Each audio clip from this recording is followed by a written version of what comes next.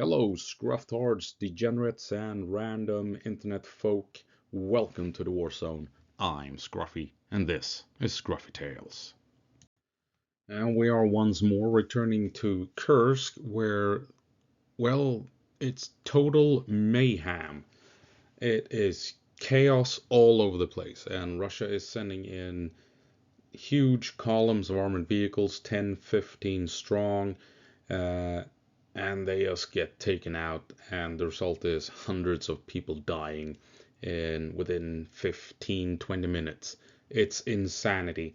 uh, and the thing is, I think this is what Syrski was hoping for all along. This is what he's been waiting for. This is the plan, and we'll go into that as we take a look at the maps and talk about it.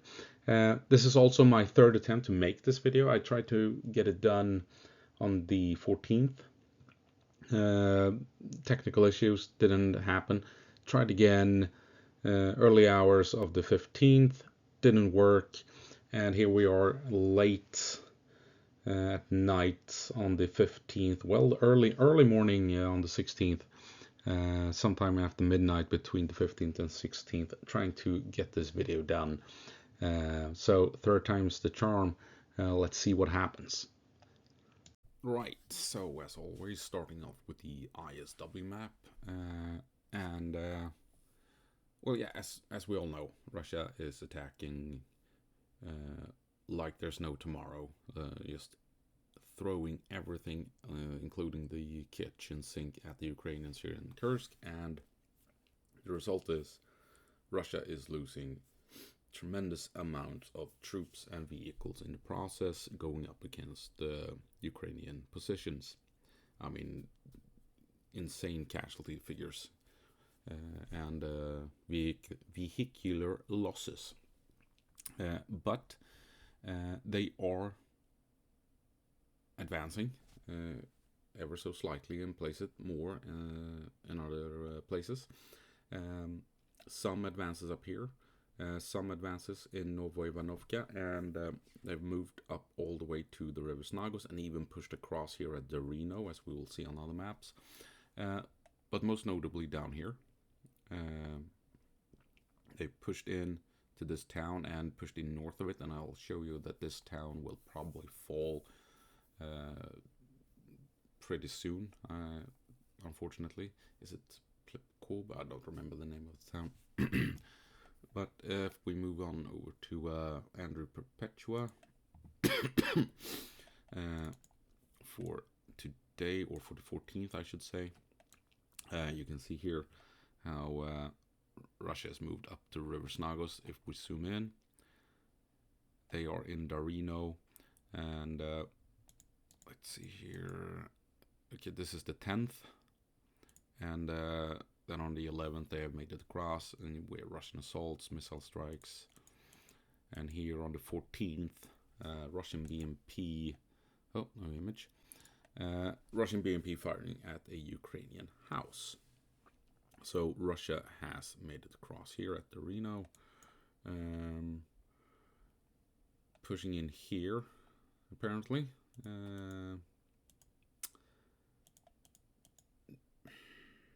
Trying to reach Novaya Sorichna maybe, but are they really coming in this way?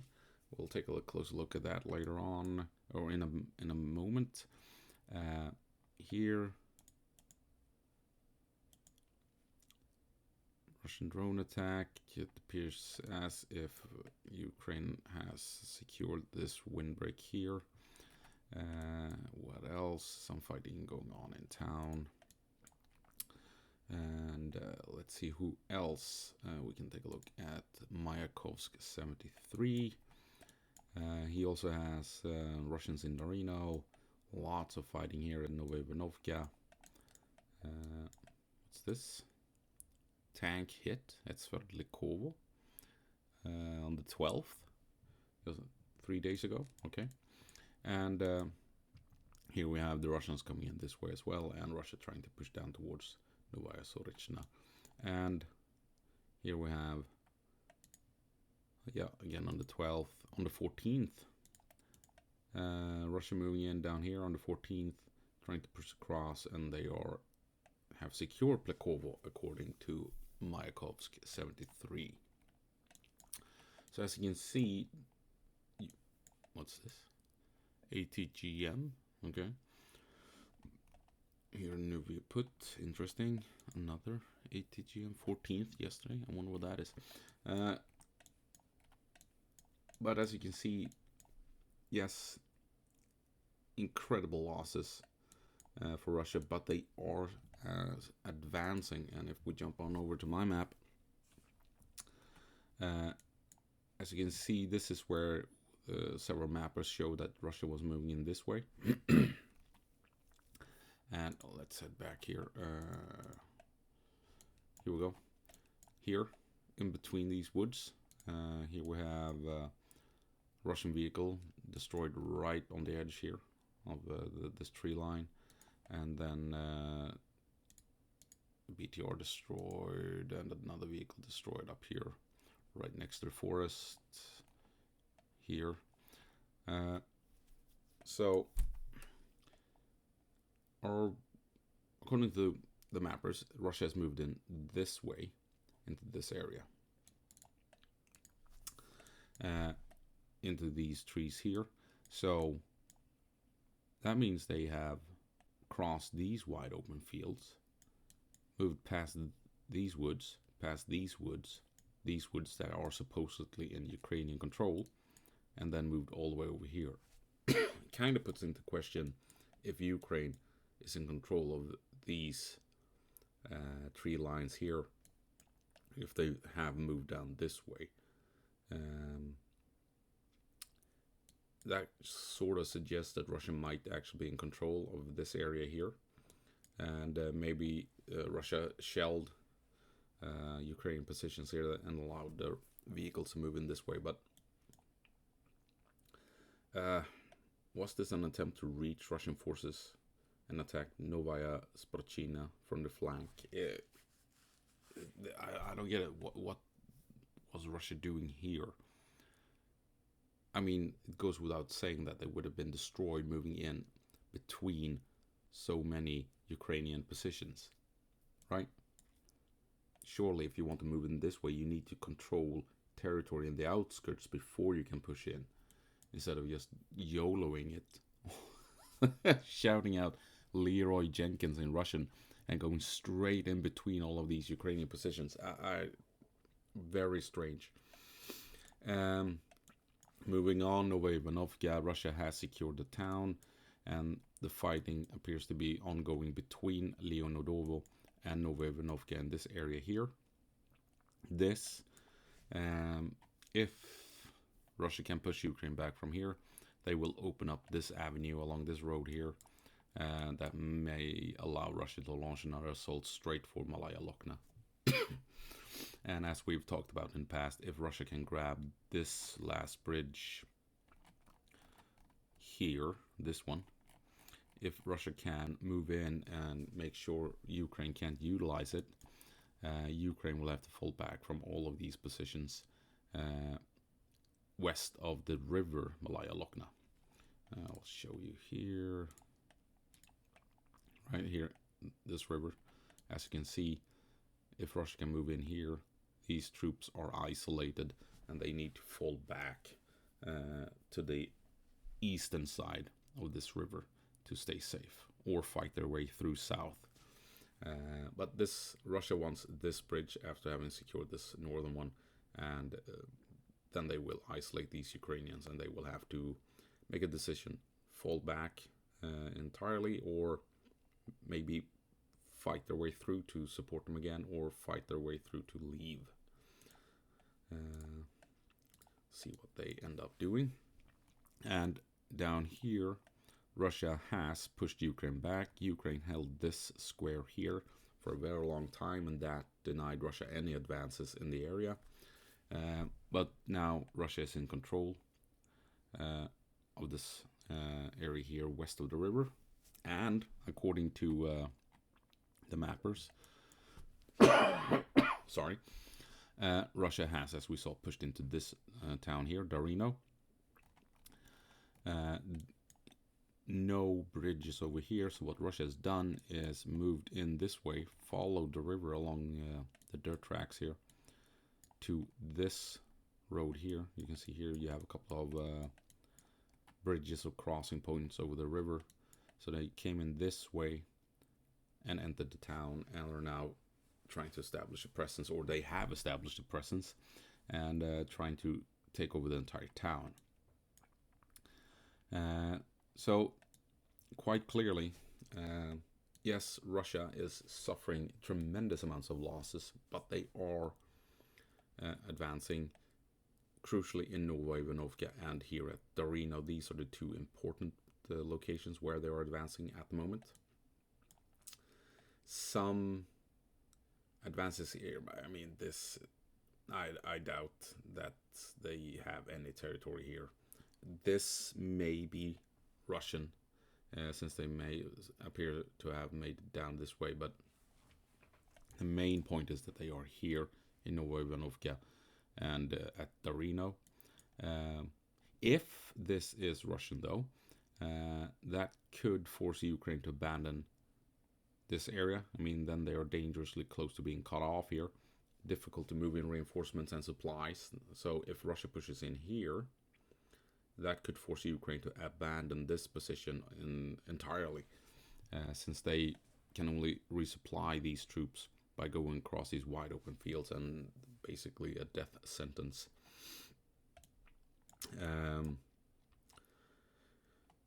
Plekovo will be Russian soon. Haven't mapped it out correctly yet, but I guess I will sometime, maybe this weekend. Like we pointed out before, Russia came in this way, north of town, reached the highway, denied Ukraine any chance to moving in logistics via the bridges and through the forest here. That leaves Ukraine with only one road or one approach point to bring in reinforcements, and it's not here. No bridge. The map is lying. The bridge is down here, and from this bridge you only have rudimentary roads, dirt tracks, not suitable for support. It's a long haul, and in mud season this is not a suitable logistical route to supporting a large town that's being defended. So Russia moved in, cut the vital supply route. They've pushed into Plekovo. Ukraine is having issues bringing in reinforcements and supplies, which suggests that they will have to abandon the town, fall back to the trees here, and eventually Russia will be able to push out to the river Pesel and force Ukraine back.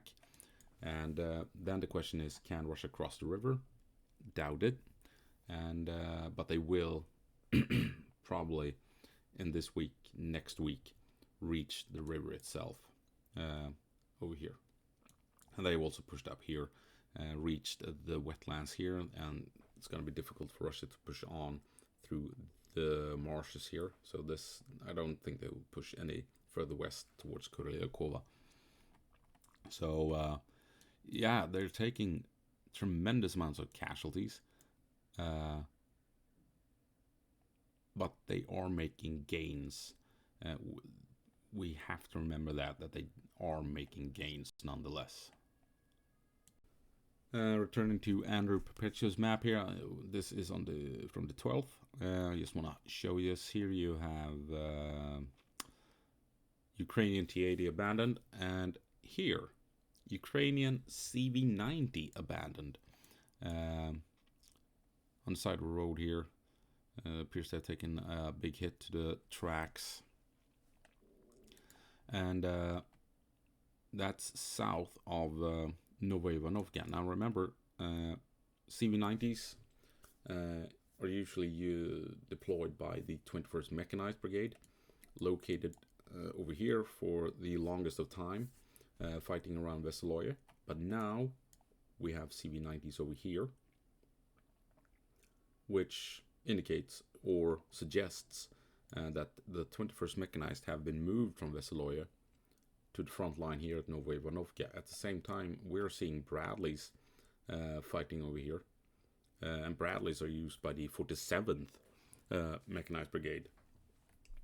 So if the 47th are spread out, or if the 21st and 47th have been switched around, I don't know. But this seems to indicate at least that the 21st Mechanized, the Swedish brigade with the CV-90s and the Swedish version of the Leopard 2 tanks, STRV 122s, they are now operating over here in this part of Kursk instead. So, I mean, with all these massive amounts of casualties that Russia's suffering, will they be able to push in at all any further? I mean, this is the whole plan. Ukraine wants to inflict as many casualties as possible, forcing Russia to move in more troops here, right? That's the whole point. And it seems to be working. This operation seems to be working. And Ukraine can fall back from these positions as long as they keep inflicting these levels of casualties. Eventually they will reach a point where they can no longer fall back, and that point is here along this river here. This river, including Sudzha. Everything else Ukraine can abandon in time. As long as they keep inflicting casualties, they can slowly fall back until they reach this river here and Sudzha itself.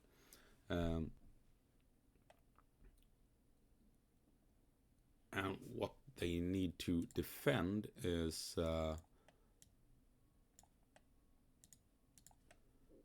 this road here, the main supply route leading to Sudzha. If you can see that was a bad color. If Russia can cross, the river up here at these bridges and come down here and threaten this main supply route, then the entire campaign in Kursk is over. It's done. Then Ukraine can continue fighting in Kursk. But if they can hold here, this river, this natural barrier in the terrain, they can just keep shipping in troops and resources to help support the fight in Sudzha, for instance. And Sudzha is, a nightmare for Russia. It is a town right on top of a river. And if we take a look at Vovchansk and Chasiv Yar, and even Bakhmut, we know that Russia struggles immensely to overcome this combination of a town right next to a river. So this is what Ukraine needs to defend in the end. And Russia will, I think Russia will over time push Ukraine back to these positions. The question is, how long will that take? And how many casualties will Russia have to suffer before they reach a point when they can try and cross the river and when they can launch an assault against Sudzha? Obviously, the Ukrainian plan is to hold here for as long as possible, slowly falling back, and then eventually defend the river itself. If we take a look at this place here, if Russia gets across here into Darino and Nikolaevo Darino, it's wide open farmland between these towns and the river we're talking about. So we're close to the point where Russia is pushing out to this vital river. But you have the river going north here as well. Another defendable obstacle that Russia has to deal with.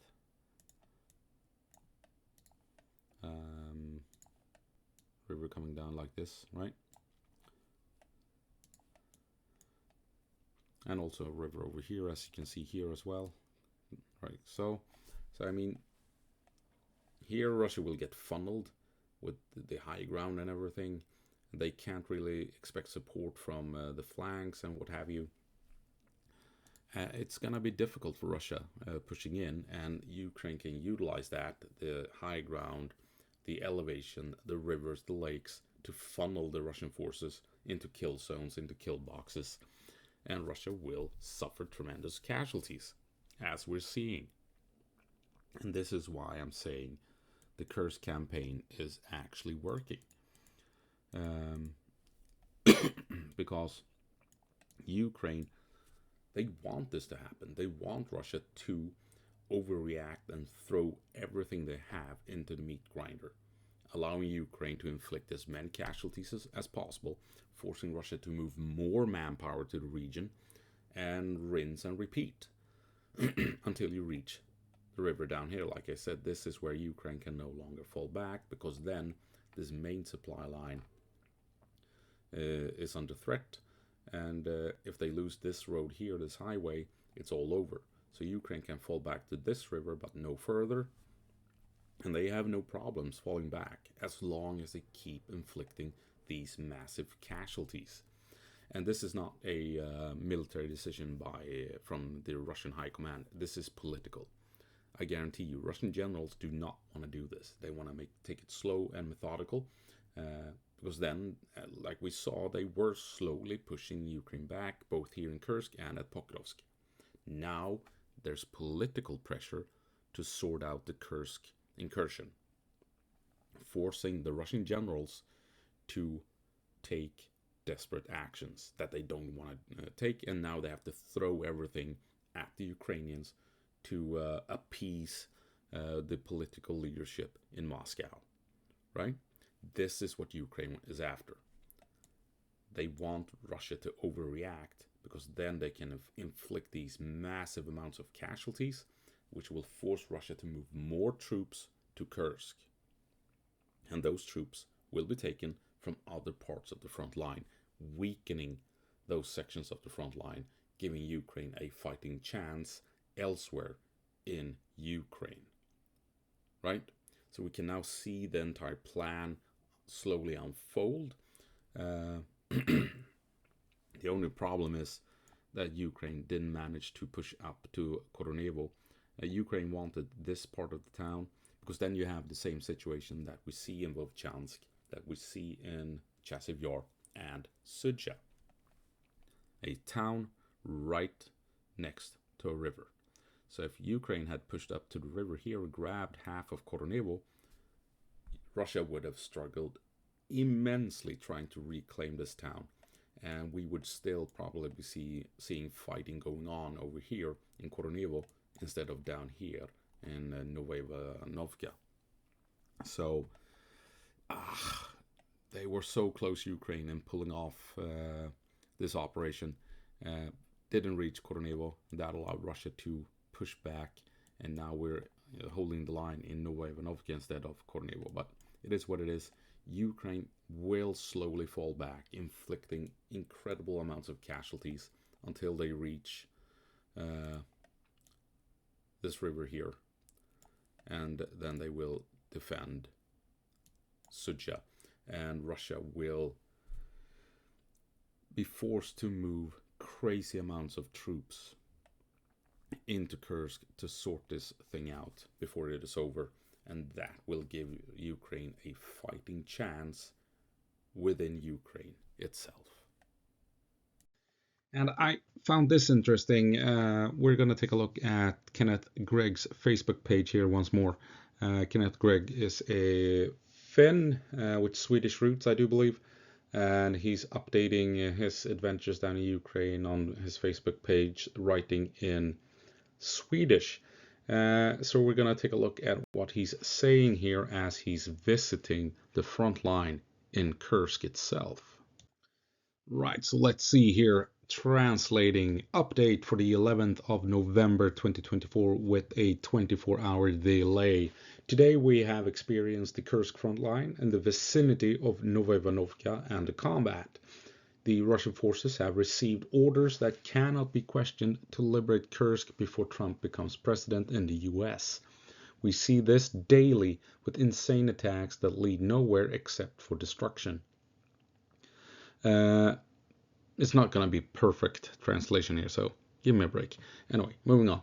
They use the old Stalin tactic of mass attacks, mass assaults with manpower and materiel. They have two problems. No support from air or artillery. Really? Can that be true? This is his claims, at least, that the Russians, they aren't getting enough support from air with the air power and indirect artillery, indirect fire from artillery.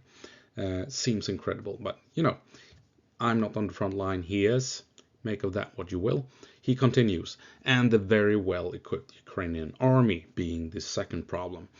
We have complete drone surveillance both at high altitude and at regular operational altitude.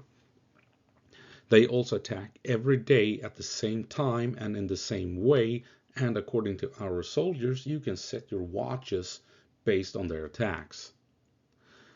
So what is the scenario for your average battle? They are discovered, the Russians that is, before they launch their assault, and the first tanks and transports are taken out, presumably by artillery.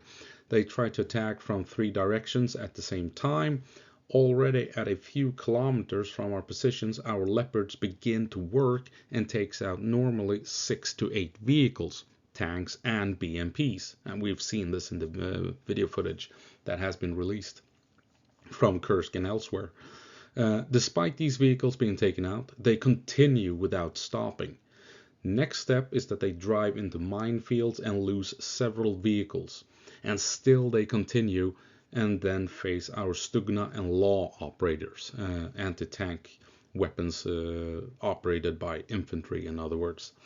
This stops their vehicles, and our cluster munitions fired by artillery deal with infantry that is looking for cover. They start the attack with roughly 12 tanks and 15 BMPs, very specific numbers, but okay, out of which normally 3 vehicles reach the community that they're trying to secure. Those who make it through are easily dealt with by our guys. During these assaults, they lose, and listen to this, 180 to 200 men, dead, wounded, and captured. And I mean, if a transport has 3 crew and 7 to 10 infantry, you have 10 to 13 guys in each transport. I mean, it racks up pretty quickly if you take out a column that is 5 to 10 vehicles strong. Let's see here. Since we intend to stay in Kursk, we have set up effective minefields. We have air superiority in the area, which is very surprising, and I agree, since we have some of our best units here, and the tourists, being the Russians, have, mildly speaking, only has cannon fodder. Okay, I've messed up the translation. Moving on. We have so far no issues in holding our positions along this part of the front line. At night, we conduct sabotage missions with smaller units, even with armored vehicles. Many of the veterans we have spoken to, and who have fought at the hottest locations of Donetsk, are of the opinion that they now, despite fighting defensively, have the initiative. They know they have plenty of time to take out these large assaults, and this is why they don't panic. If the Russians want to secure this area, they will probably have to send in a lot more resources. So what are these better units he's talking about? You have air assault units, you have assault units, but we also have some very notable brigades in place in Kursk. You have the 21st Mechanized that uses the CV-90s and the SRV-122s, the best infantry fighting vehicle and tanks in the war. You have the 47th Mechanized, a extremely battle-hardened unit that is famously using Bradley infantry fighting vehicles and, by modern standards, the old M1A1 Abrams. And we also have the 155th Mechanized Brigade, newly formed, freshly trained unit,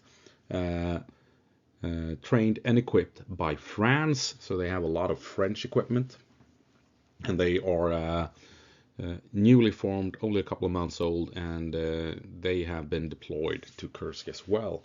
And then we have the 17th Heavy Mechanized Brigade, a powerful unit that has seen combat since the very beginning of the war itself.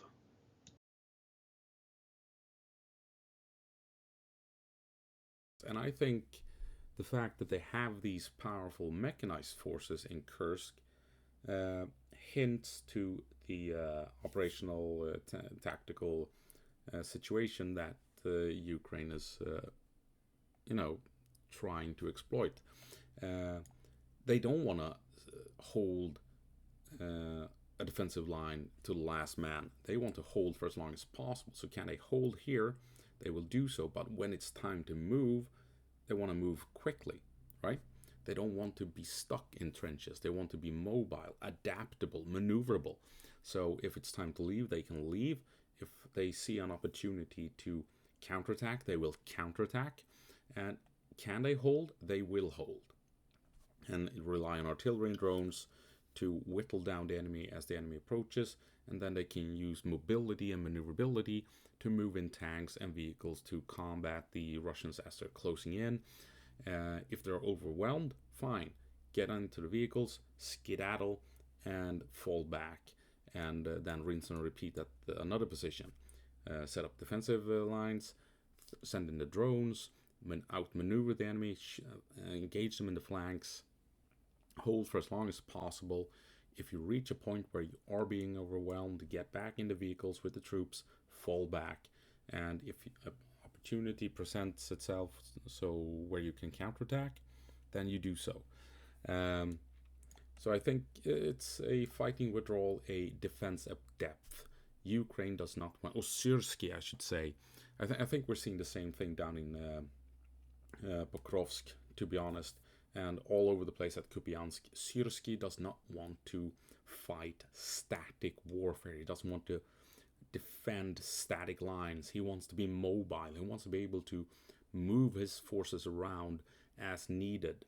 If you can't hold a defensive line, leave.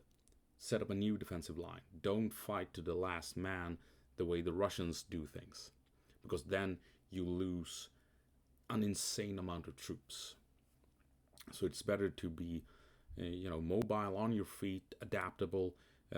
Leave when you have to leave. Move forward when you can move forward, and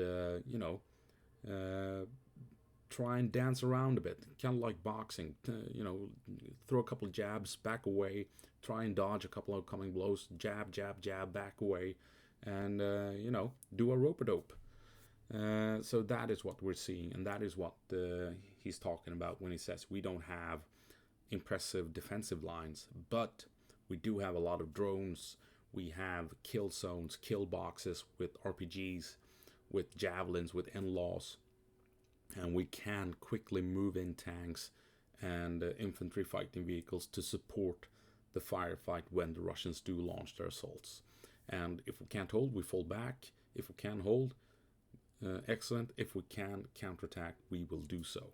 So it's a very modern battlefield we're seeing here, where the Ukrainians rely on mobility instead of trenches to be able to defend territory. And when they have to fall back, they fall back and make sure Russia suffers as many casualties as possible before you fall back to the next defensive line.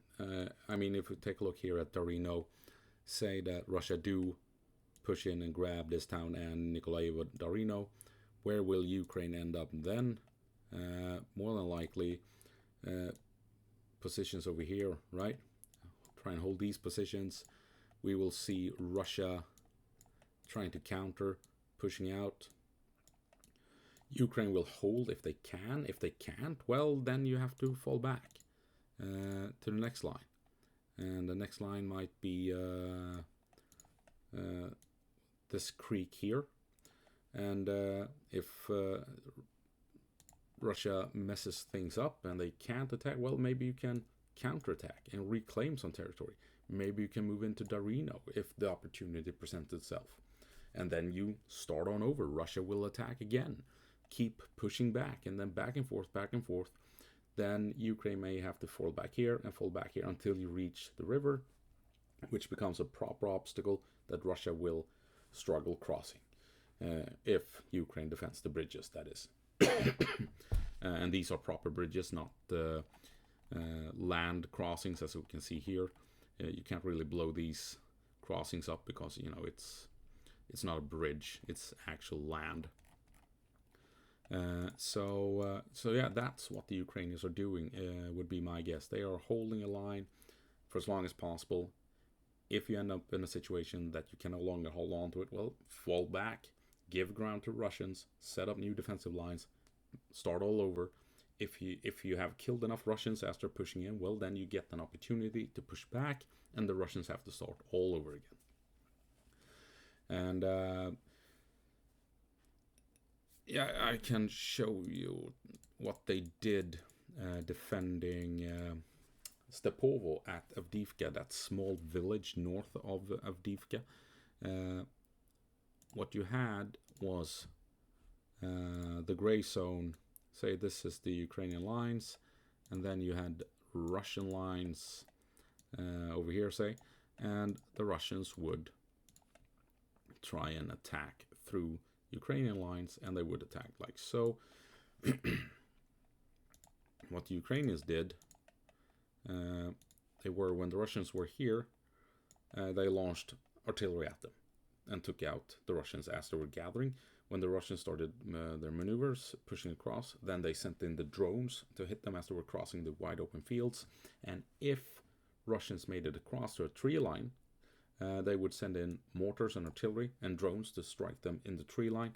And then, after that, Ukraine would then send in infantry fighting vehicles. Whoop, wrong one, sorry. To clear out any survivors, right? So Ukraine wanted to fight in the gray zone between the controlled areas. They were not defending a defensive line to the last man like we saw Russia do during the summer offensive of 2023. So Ukraine would strike the Russians where they were gathering, then they would attack them as they were pushing across the fields, and when they reached their objective in a tree line, they would hit the Russians with artillery and drones again, and then send in infantry fighting vehicles or APCs and storm that Russian position and engage what Russians were left with infantry, clear it out, and then fall back and leave the gray zone a gray zone. They did not secure territory in the gray zone.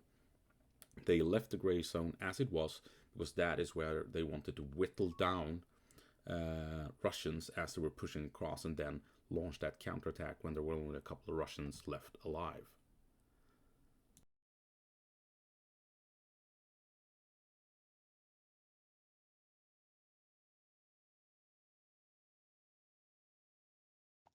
My God, did I ramble on in this video. Anyway, that's gonna have to be it. Yeah, Russia is taking territory, they are, but at a tremendous cost, and Ukraine is whittling them down, and they can afford to give up territory ever so slightly until they reach that vital river that protects the last remaining supply route leading into Kursk and Sudzha. That river, if Russia gets across that river, Ukraine is in serious trouble. But up until that point, they can trade territory for kills, essentially. So that's gonna be it. I hope you found it interesting. I hope I'll see you in the next one. As always, go på marsch, Ukraine, and give them hell.